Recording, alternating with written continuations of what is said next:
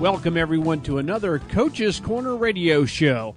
I'm John Anderson, your host, and I'll be talking today with our very special guest, author and nationally known speaker, Coach Jerry Campbell, offensive coordinator at Clovis West High School in Clovis, California. Coach's Corner is sponsored by CompuSports, publisher of the Easy Cut video editing software. Easy Cut works for any sport and starts at just $195. Easy Cut, the affordable video editing software. I'll be back with Coach Campbell right after this. No one can find the love left love behind her.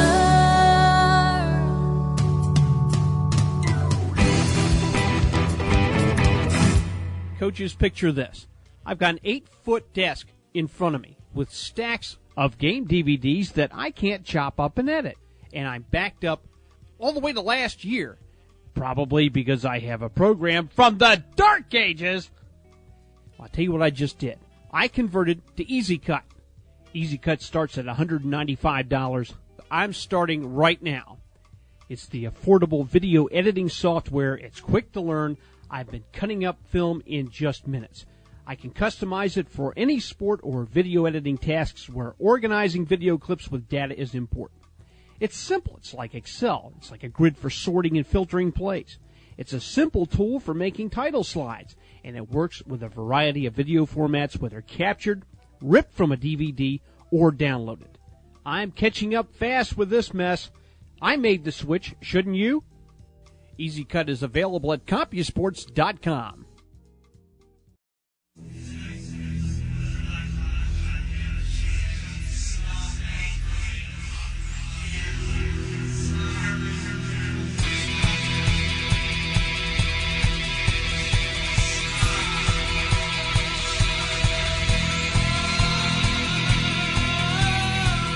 I promised you folks this gentleman would be back, and I've kept my promise. He's kept his promise. He's back here as well.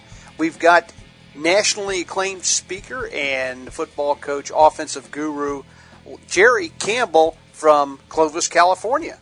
I remembered it this time. Good job there. Well, it's nice to be back on the show again. Thank you. It's great for us to have you back here. Now, you promised to talk option football with a specifically option on me. You know what got me started on this option on me is something that I designed back in the late 90s. Was based upon my experience at Texas A&M Kingsville. We were playing Pittsburgh State in a semifinal game and got beaten overtime, and got by a team that ran the same thing we did, and they beat us with the option game. Well, that was a tough pill to swallow. So when that was all over, started looking back at everything and really taking a look at the option game and taking a look at some of the things that were breaking it down, and determined it was based upon the outside linebackers, because a lot of times those were guys that we could not get to. So what I decided to do by taking a look at that was start designing a system that would handle, and when I say handle, what I mean by that is be able to get a helmet for a helmet, be able to, for us to either block those guys or allow the quarterbacks to have them. So what I did is I created a system called Option on Me by reading outside linebackers, because it was the outside linebackers that dictated what plays were successful for us. And when that took place, I went out and visited a few coaches as well, because usually the one guy that usually a guy you can't put a helmet on is the free safety. What I did was I went and visited Rice University and spent some time with Ken Hatfield and his staff and learned the midline. And through the midline found that there was a way to put a helmet on that free safety. And by doing that, it allowed us to give the 9 technique, or the outside linebacker, to our quarterbacks. So one thing led to another, so I created Option on Me, which I now call Waxing Mickey's Ears. What'd you say? What'd you call that again? You know, I just got off the road from all my clinic speaking. I've been speaking on this now for some time. I teach our quarterbacks to look for wax in Mickey's ears, because if you were to draw a circle around those 2 outside linebackers, one on each side, it looks like Mickey's ears. If you were to go to Disneyland, it looks like a hat with his big ears. So what I ask our quarterbacks to do is to look into those 2 areas, and depending upon if there's an inside linebacker located in that area, that will dictate the play we're going to run. So I call it wax in Mickey's ear. I'll be doggone. I guess that's the best way to put it. Yeah, because the reads for our quarterbacks are all visual. during the day, guys were being taught to teach their quarterbacks how to read the box. Well, I've had guys that couldn't count that high, but I do know this. We ain't ever going to start a quarterback blind, so we knew that he could be able to read those outside linebackers, so we called best play based upon those guys. I see. And that's why I termed it waxing Mickey's ear. So when a quarterback comes to the line of scrimmage, he'll look to his open side. If he sees that there's an outside linebacker located to the outside, he'll take the play to the other side because he's got him beat by one. So where he first looks is at his offensive guard. And if that offensive guard is occupied with a head-up or outside shaded defender, we're running the midline. And, the thing I like to do, what I like about the midline, it forces people now to have to defend the midpoint of the offense, and it turns the free safety into a linebacker because they can't just take off and run the alleys now. They have to step up onto that midpoint, so it freezes them for a step, and like I said, it turns that free safety into a linebacker.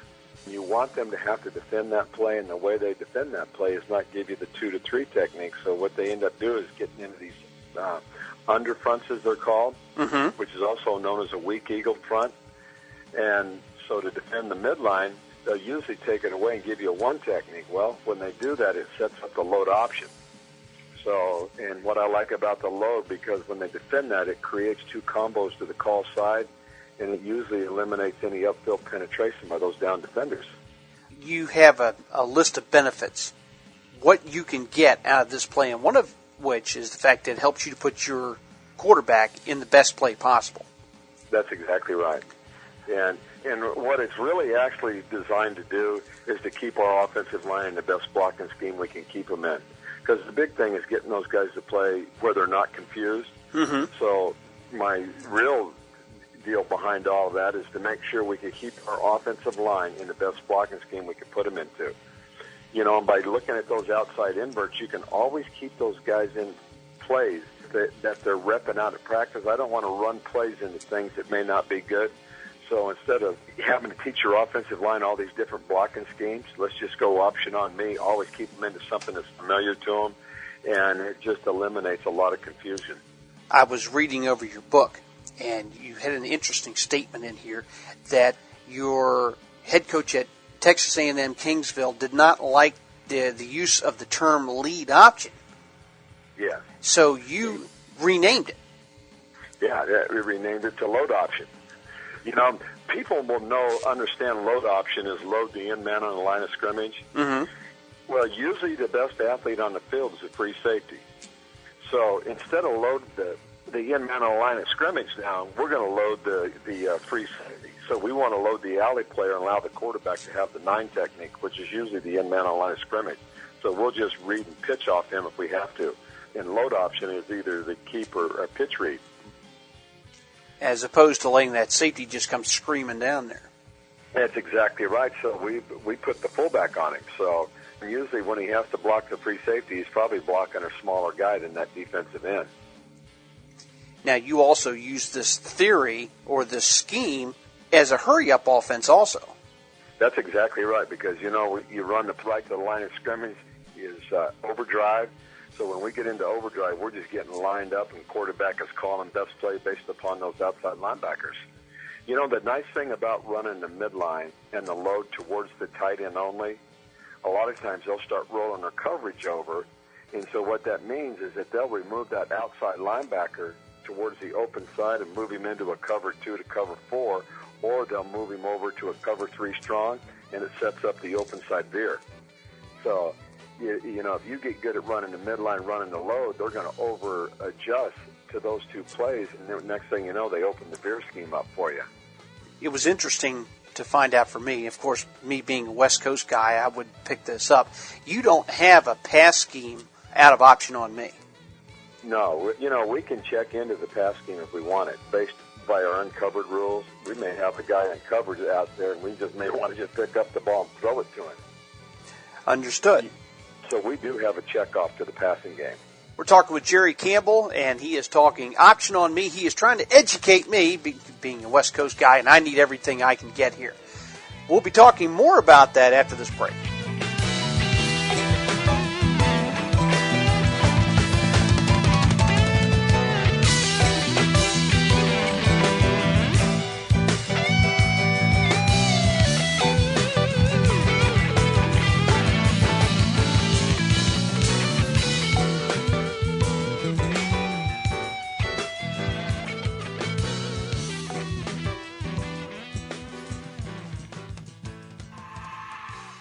over a quarter century, CompuSports has provided high-quality, easy-to-use coaching software to high school and college football coaches at prices that do an end-around on limited athletic budgets. Our Easy Scout line of football scouting and video editing software improves the process of collecting, organizing, and analyzing information about the plays in a game, helping coaches save time while gaining a competitive edge. Easy Scout products have always been easy to learn, easy to use, and built to adapt to a football coach's own terminology. The current version of the Easy Scout Professional scouting and video editing system delivers the kind of analysis and reporting capabilities that can cost up to 5 times as much. CompuSports Easy Scout software, because game day is only part of your job.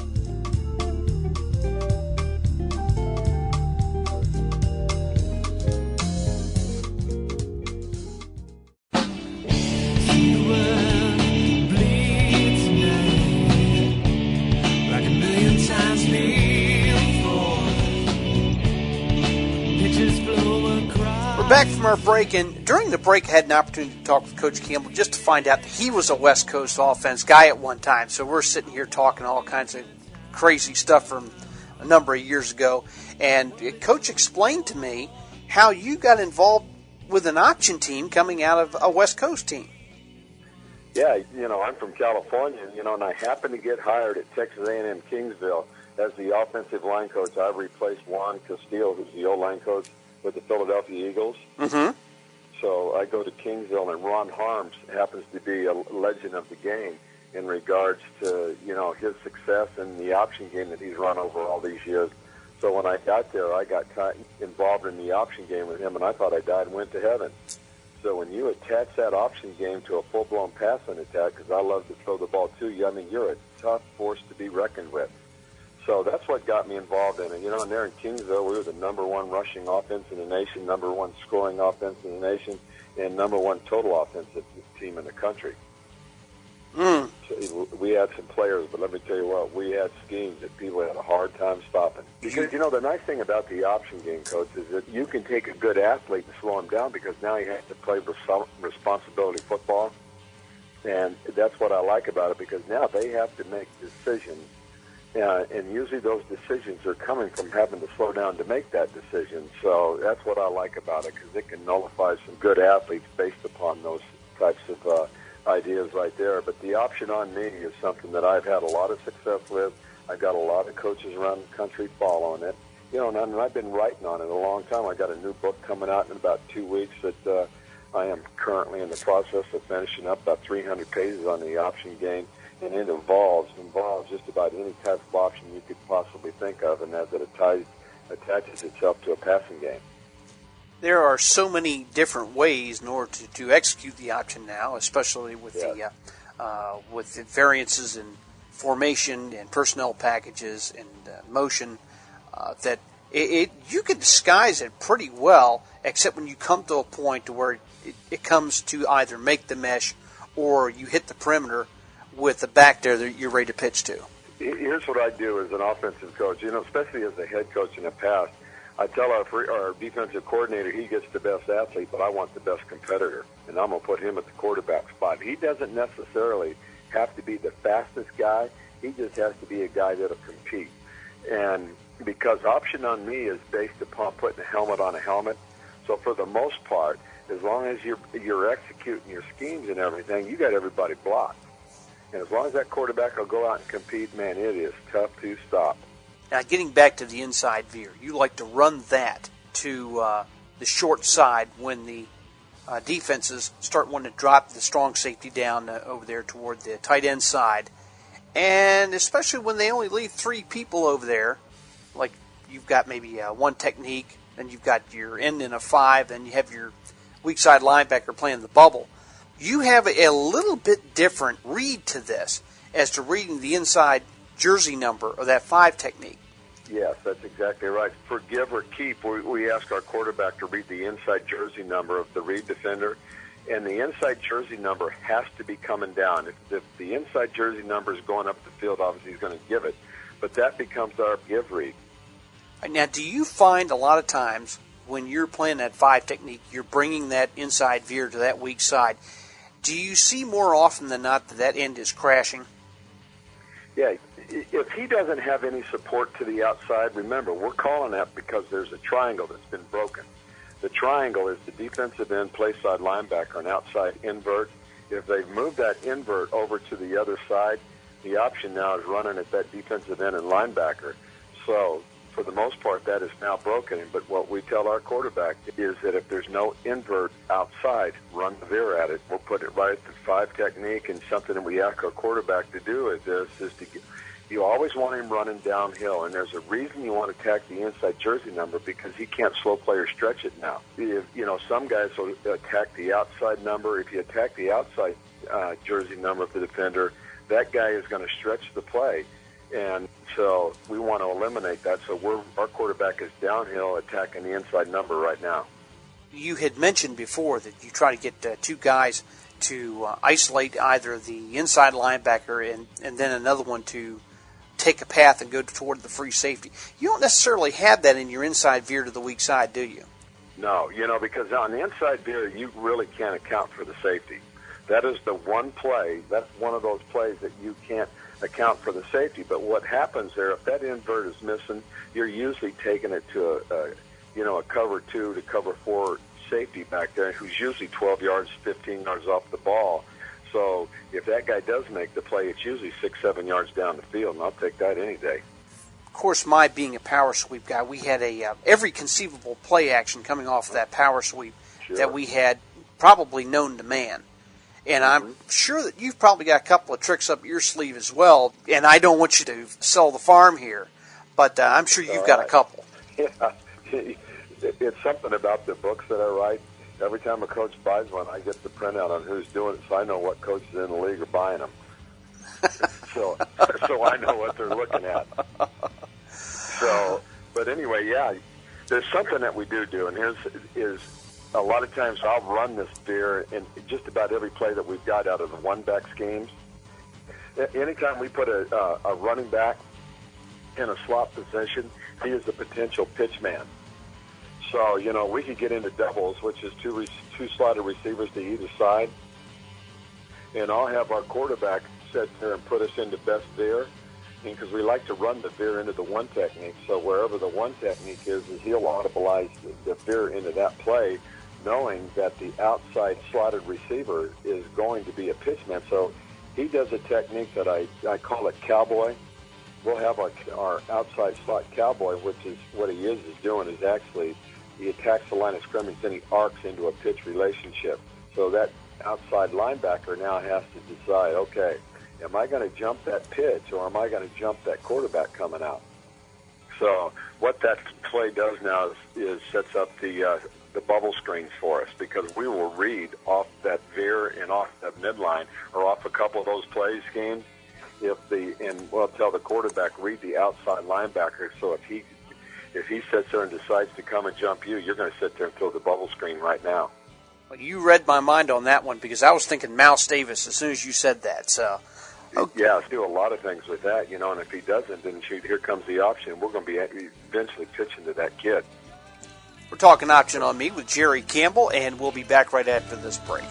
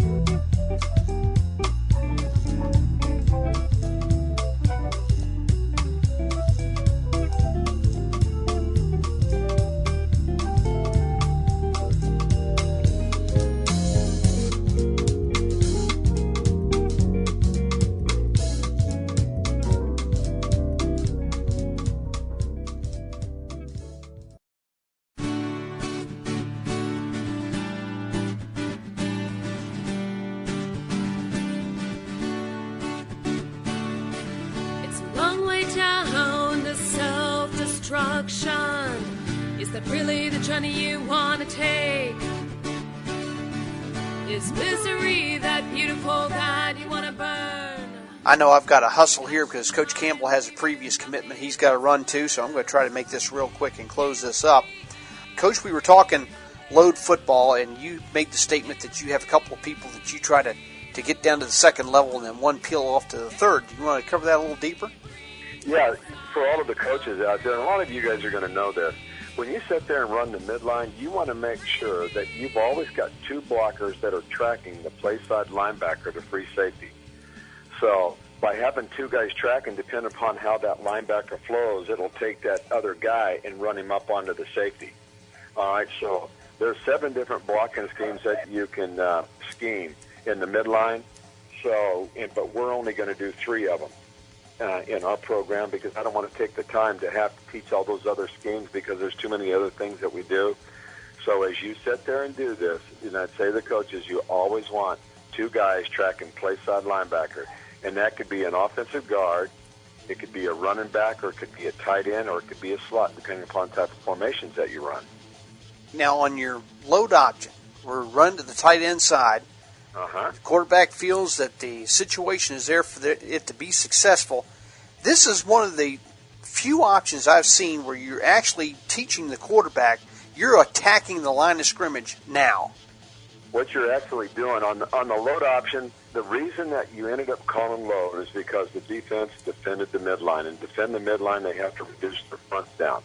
And when they reduce those fronts, it allows us to get 2 counter-rotating combos play side. So what the quarterback does then, by the end of that play, he's going to attack the inside jersey number of the read, which is the 9 technique.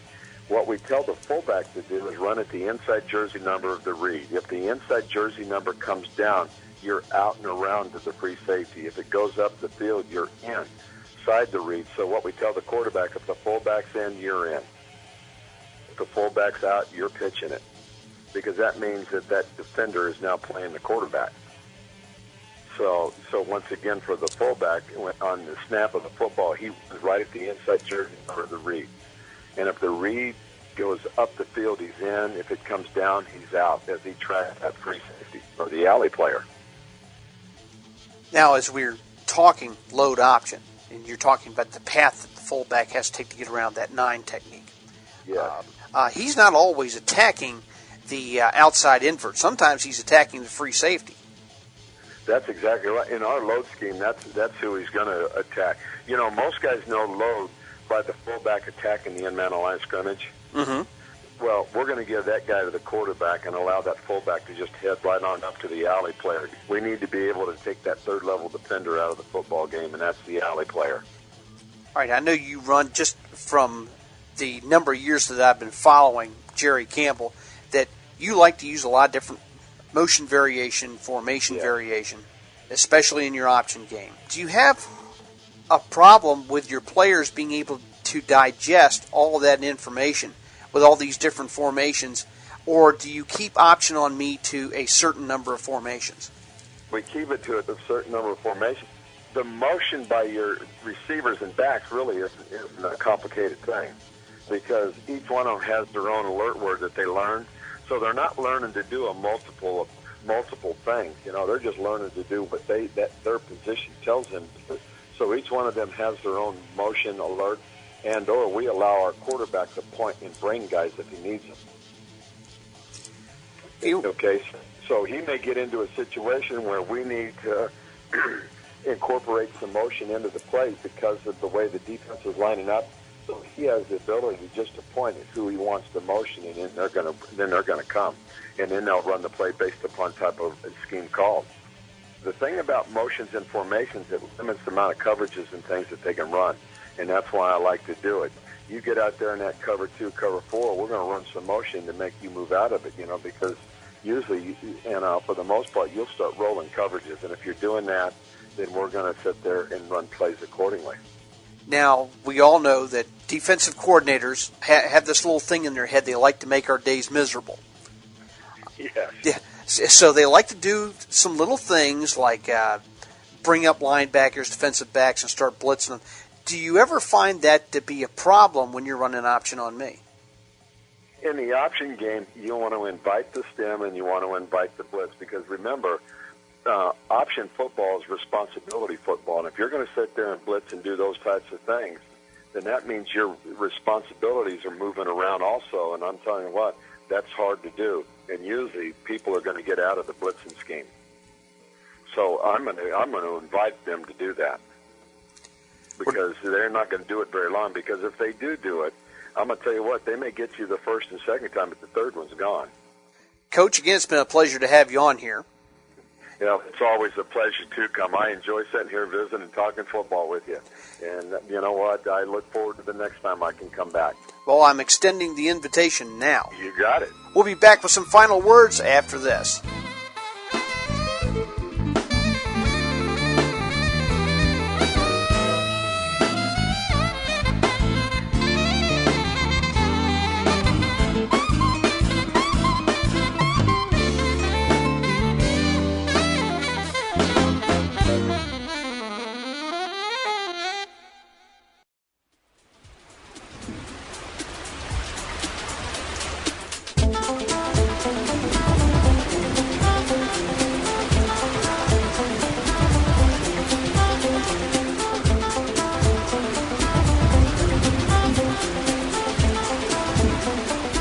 One or two of you have asked, who is that playing that music during some of the commercial breaks? Well, this is Seismic Anomaly out of Hattiesburg, Mississippi. Enjoy.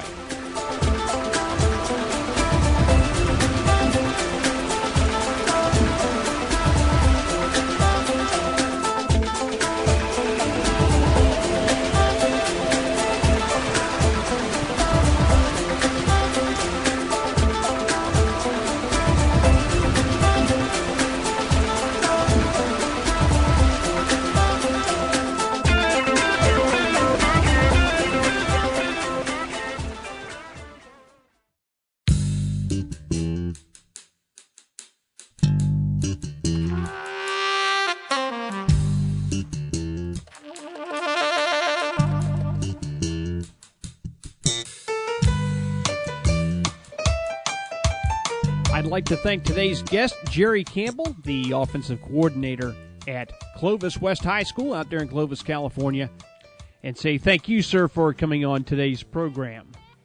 One other thing to pass along, Coach Campbell has a book due out in a couple of weeks that has to do with 300 pages of the option and some companion passing plays, which I'm looking forward to seeing as well.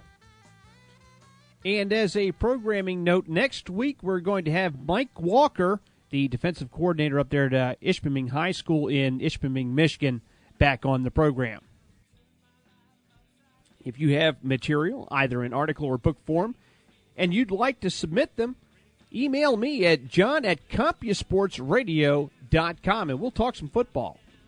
Check out our partner program called Tech Talk, also available up on CompuSports Radio, where Nick and I talk about all sorts of software and hardware issues that you coaches may be having, and we talk about some of the software available at CompuSports Media. And don't forget our sponsor, CompuSports.com, for all of your football software needs, including the Easy Scout program and some other great programs up there. Coach's Corner is an Abundant Harvest production on the CompuSports Radio Network. I'm John Anderson. We'll see you next time.